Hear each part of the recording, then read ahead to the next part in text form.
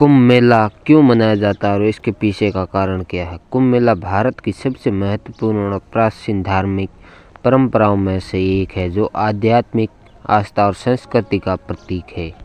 ये हिंदू धर्म में एक विशेष स्थान रखता है और इसे दुनिया का सबसे बड़ा धार्मिक समागम माना जाता है। कुंभ मेले का आयोजन 4 स्थानों से बना: हरिद्वार, प्रयागराज, इलाहाबाद, उज्जैन और नासिक। इसकी जड़ें हिंदू धर्म ग्रंथों, पौराणिक कथाओं और खगोलीय विज्ञान से गहराई से जुड़ी हुई है।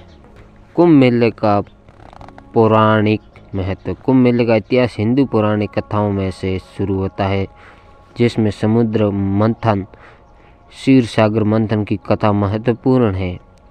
समुद्र तथा देवताओं और असुरों के बीच अमृत प्राप्त करने के लिए हुआ था। इस मंथन में कई दैवीय वस्तुएं निकली, जिनमें से एक था अमृत कलश। अमृत कलश को लेकर देवताओं और असुरों के बीच संघर्ष हुआ। इस संघर्ष के दौरान अमृत की कुछ बूंदें पृथ्वी पर 4 स्थानों पर गिरी: हरिद्वार, प्रयागराज, उज्जैन और नासिक। इन स्थानों को पवित्र माना गया और यहाँ कुंभ मेले का आयोजन किया जाने लगा। ऐसा माना जाता है कि इन स्थानों पर स्नान करने से व्यक्ति के पाप धुल जाते और मोक्ष की प्राप्ति होती है। कुंभ का नामकरण। कुंभ का अर्थ घड़ा या कलश और ये अमृत कलश का प्रतीक। कुंभ मेला शब्द का अर्थ है ऐसा मेला जो अमृत के प्रतीक के साथ जुड़ा हुआ है। इस खगोलीय घटना और हिंदू कैलेंडर के अनुसार मनाया जाता है। कुंभ मेले की अवधि और खगोलीय महत्व। कुंभ मेला खगोलीय गणनाओं पर आधारित होता है और ये तब आयोजित होता है जब सूर्य, चंद्रमा और बृहस्पति एक विशेष स्थिति में होते हैं। उदाहरण के लिए, एक प्रयागराज गंगा, यमुना और सरस्वती के संगम पर जब बृहस्पति कुंभ राशि में होता है। दूसरा, हरिद्वार गंगा नदी के तट पर जब सूर्य मेष राशि और बृहस्पति कुंभ राशि में होता है। तीसरा, उज्जैन शिप्रा नदी के तट पर जब सिंह राशि और बृहस्पति होता है। चौथा है नासिक, गोदावरी नदी के तट पर जब बृहस्पति और सूर्य सिंह राशि में होते हैं।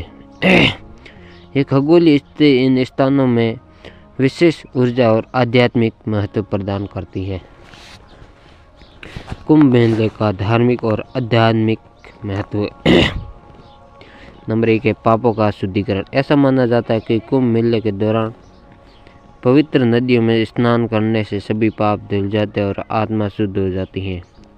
दूसरा, मोक्ष की प्राप्ति। कुंभ मेले के दौरान स्नान करने से जन्म मरण के चक्र से मुक्ति मिलने की संभावना होती है।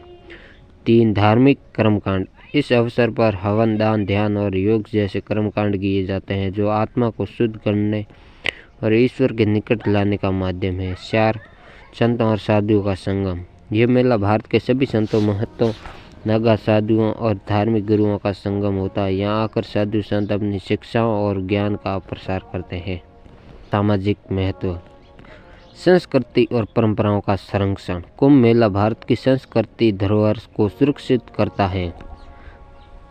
इसमें देश के हर कोने में लोग आते हैं और अपनी अपनी परंपराओं को साझा करते हैं। दूसरा है सामाजिक समरसता। ये मेला सभी जाति, धर्म और समुदाय के लोगों को एक मंच पर लाकर सामाजिक समरसता का संदेश देता है। तीसरा, आर्थिक प्रभाव। कुंभ मेले से स्थानीय अर्थव्यवस्था को बड़ा लाभ होता है। ये व्यापार, पर्यटक और रोजगार के अवसर प्रदान करता है। चौथा है वैश्विक प्रभाव। कुंभ मेला न केवल भारत के लिए बल्कि अंतर्राष्ट्रीय स्तर पर भी प्रसिद्ध है। ये भारत का आध्यात्मिक और सांस्कृतिक विविधता का विश्व पटल पर प्रस्तुत करता है। कुंभ मेले का आयोजन और प्रक्रिया। कुंभ मेला 4 स्थानों पर 12 वर्षों के अंतराल में आयोजित होता है। इस 4 प्रकारों में बांटा जा सकता है। नंबर 1 है पूर्ण कुंभ मेला, हर 12 साल में होता है। दूसरा, अर्ध कुंभ मेला हर 6 साल में होता है। तीसरा, महाकुंभ मेला हर 144 साल में होता है। और चौथा, माघ मेला। ये कुंभ मेला का एक वार्षिक संस्करण है। आधुनिक युग में कुंभ मेला। वर्तमान समय में कुंभ मेले का आयोजन और भी बड़ा और भव्य हो गया है। सरकार और प्रशासन इस मेले का भव्यता को बनाने बनाए रखने के लिए विशेष प्रबंध, आधुनिक सुविधाएं जैसे स्वास्थ्य सेवाएं, साफ सफाई और सुरक्षा के पुख्ता इंतजाम किए जाते हैं। कुंभ मेला अब केवल धार्मिक आयोजन नहीं रह गया, बल्कि सांस्कृतिक, आध्यात्मिक और पर्यटकों के केंद्र के रूप में विकसित हो चुका है। इसे यूनेस्को ने भी अमृत सांस्कृतिक धरोहर की सूची में शामिल किया है। निष्कर्ष, कुंभ मेला केवल एक धार्मिक आयोजन नहीं है, बल्कि ये भारतीय सभ्यता और संस्कृति की गहराइयों को दर्शाने वाले एक अद्वितीय आयोजन। इसके पीछे का पौराणिक कथा, खगोलीय गणना और धार्मिक महत्व इसे विश्व का सबसे बड़ा और सबसे प्राचीन पर्व बनाते हैं। कुंभ मेला आत्मा की शुद्धि, समाज में एकता और भारतीय परंपराओं में संरक्षण का प्रतीक है। नमस्कार, जय श्री राम, जय महाकाल।